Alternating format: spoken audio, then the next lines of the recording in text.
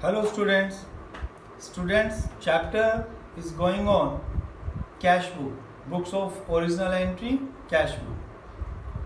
And chapter में हमने theoretical part किया. Cash book का meaning, advantages. Cash book is a subsidiary book and principal book. Cash book is a generalized ledger और other जो भी theoretical part था वो हमने प्रीवियस वीडियो में डिस्कस किया. In this video we are going to discuss numerical part of cash book. Student, first of all types of cash book. Cash book कितने तरह के हो सकते हैं? Let us see. First, single column cash book. इस तरह के cash book में अमाउंट का केवल एक कॉलम होगा और हम केवल हार्ड कैश से रिलेटेड ट्रांजैक्शंस को इस बुक में रिकॉर्ड करेंगे. अमाउंट का केवल एक कॉलम होगा, cash column. Next, double column cash book और टू कॉलम कैश बुक. इस तरह के कैश बुक में दो कॉलम्स होंगे अमाउंट के और डबल कॉलम कैश बुक तीन तरह के हो सकते हैं, with cash and discount column. Students, हमने जर्नल में देखा है कि जो भी कैश ट्रांजैक्शंस होती हैं उनमें काफ़ी सारे कैश ट्रांजैक्शंस ऐसे होते हैं जिनमें डिस्काउंट आइदर रिसीव किया जा रहा होता है या डिस्काउंट अलाउ किया जा रहा होता है.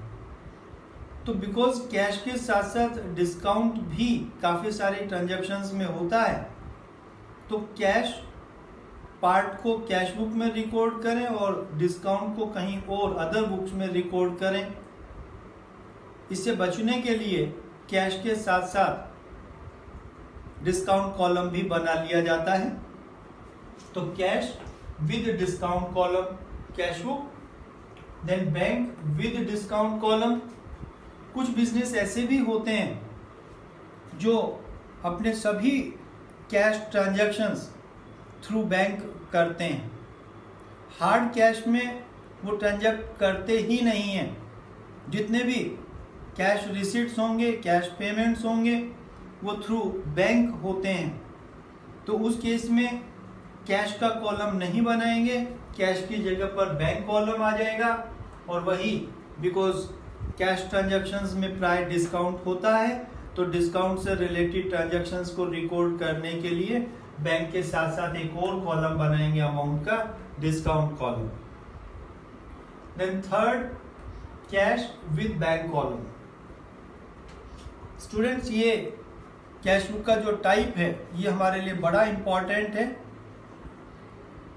बिकॉज जितने भी कैश ट्रांजैक्शंस होते हैं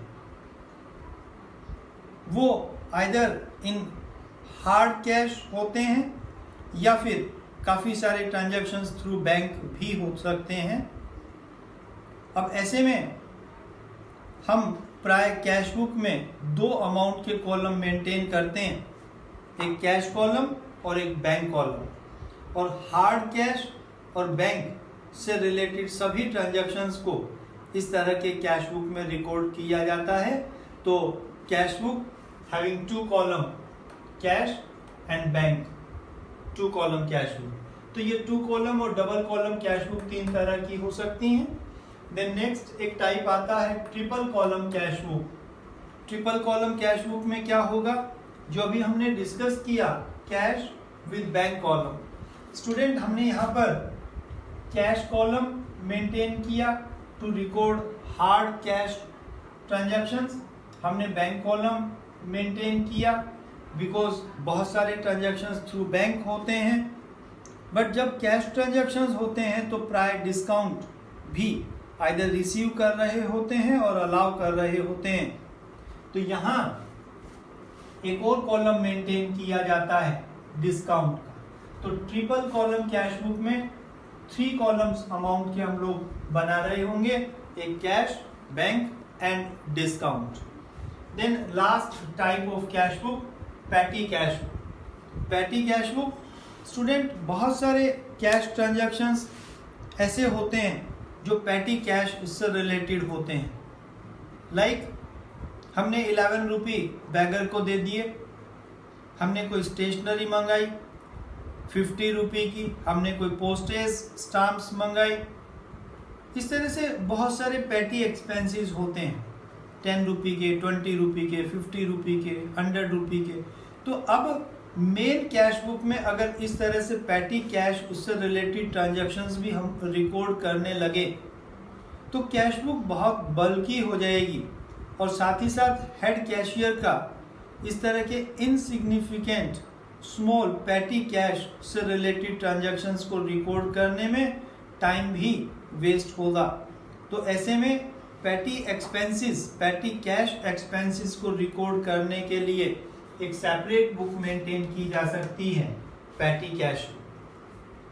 स्टूडेंट ये 4 टाइप्स हैं ऑफ कैश बुक, और हम इन सभी कैश बुक को टर्न वाइज कर रहे होंगे. किस तरह की कैश बुक में किस तरह से ट्रांजैक्शंस को रिकॉर्ड करेंगे, हम लोग टर्न वाइज इनको डिस्कस करेंगे. सबसे पहले अभी हम लोग सिंगल कॉलम कैश बुक को डिस्कस कर रहे हैं, और सिंगल कॉलम कैश बुक में भी मैं आपको बता रहा हूं कि सिंगल कॉलम कैश बुक का फॉर्मेट क्या होगा. स्टूडेंट जो भी कैश बुक होंगी ऑलमोस्ट फॉर्मेट इसी से मॉडिफाई होगा. तो ये बेसिक फॉर्मेट है कैश बुक का, सिंगल कॉलम कैश बुक. देखिएगा कैश बुक का जो फॉर्मेट है आप देख पा रहे हैं, अकाउंट से काफी कुछ मैच करता हुआ है. हमने प्रीवियस वीडियो में भी डिस्कस किया हुआ है जब मैं आपको बता रहा था कि cash book is a subsidiary book and the principal book. Cash book plays dual role of subsidiary book and as well as the principal book means ledger book. Format की हम लोग बात करें, यहाँ पर ये जो कैश बुक का ये एक तरह से सेंटर पॉइंट है, और दोनों ही साइड में ऑलमोस्ट सेम कॉलम्स हैं. First column in debit side, ये वाला जो साइड है, जो लेफ्ट साइड है हम उसको डेबिट साइड बोलेंगे, राइट साइड को हम क्रेडिट बोलेंगे. This is the centre point.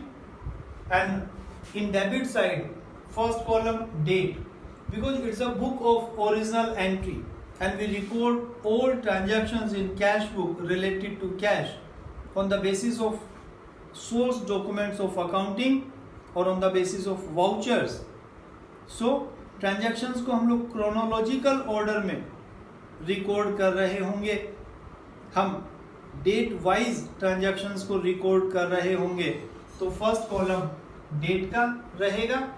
Date में यहाँ पर फर्स्ट ऑफ ऑल हम लोग ईयर कॉमनली, देन मंथ्स, और जो भी ट्रांजैक्शंस की डेट होगी हम उन डेट को मेंशन करते रहेंगे. Second column particulars.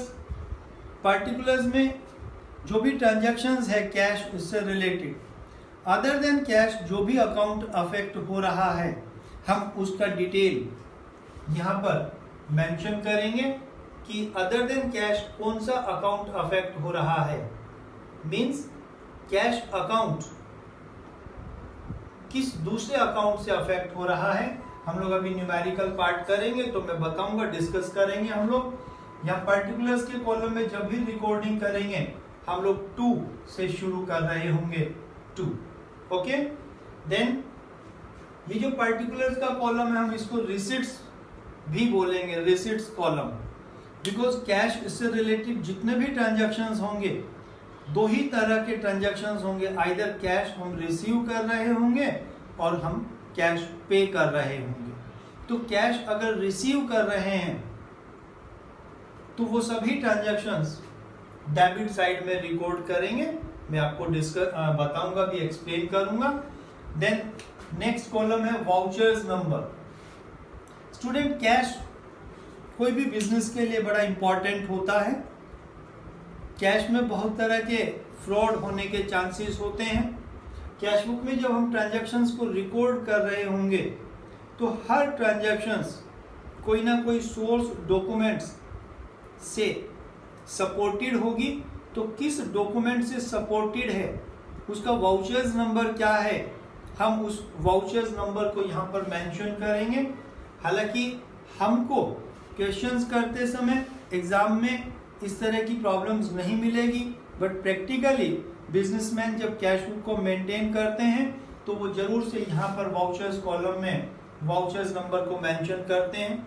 हमें केवल यहाँ पर कॉलम बनाना है, अगर वाउचर्स का कोई रेफरेंस नहीं है तो हम इसको जस्ट ब्लैंक छोड़ देंगे। Then ledger folio, because books of original entry है। हम नेक्स्ट स्टेप पर जब लेजर पोस्टिंग कर रहे होंगे, क्लासिफिकेशन कर रहे होंगे, तो यहाँ पर जो भी ट्रांजैक्शंस को रिकॉर्ड किया गया है वो किस लेजर में किस पेज पर क्लासिफाई किया गया है, हम उस लेजर का पेज नंबर, लेजर फोलियो यहाँ पर मेंशन करते हैं।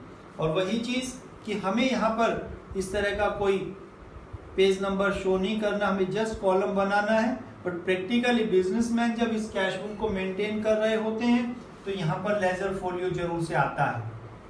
देन अमाउंट और रुपीस, ट्रांजैक्शंस का जो भी अमाउंट है वो हम लोग यहाँ पर रिकॉर्ड कर रहे होंगे। ये डेबिट साइड के कॉलम्स थे और ऑलमोस्ट इन्हीं से मिलते जुलते क्रेडिट साइड के कॉलम। फर्स्ट कॉलम डेट, वही year, then months, then particulars और यहाँ पर पेमेंट्स। अगर हम लोग पेमेंट कर रहे होंगे कैश उससे रिलेटेड, मैंने बताया आपको अभी एक्सप्लेन किया कि कैश उससे रिलेटेड दो ही तरह के ट्रांजैक्शंस होंगे, आइदर रिसीव कर रहे होंगे और पे कर रहे होंगे। तो रिसीट्स है तो दिस साइड एंड पेमेंट है तो in this side, means credit side. Then vouchers number, ledger folio and amount of credit. तो ये फॉर्मेट है कैश बुक का। स्टूडेंट्स, कैश बुक का format, single column cash book का फॉर्मेट हमने किया। जितने भी कैश बुक हैं, 2 कॉलम है, ट्रिपल कॉलम है, ऑलमोस्ट यही सब होंगे। जस्ट अमाउंट के जो कॉलम्स हैं वो एक्सटेंड हो जाएंगे।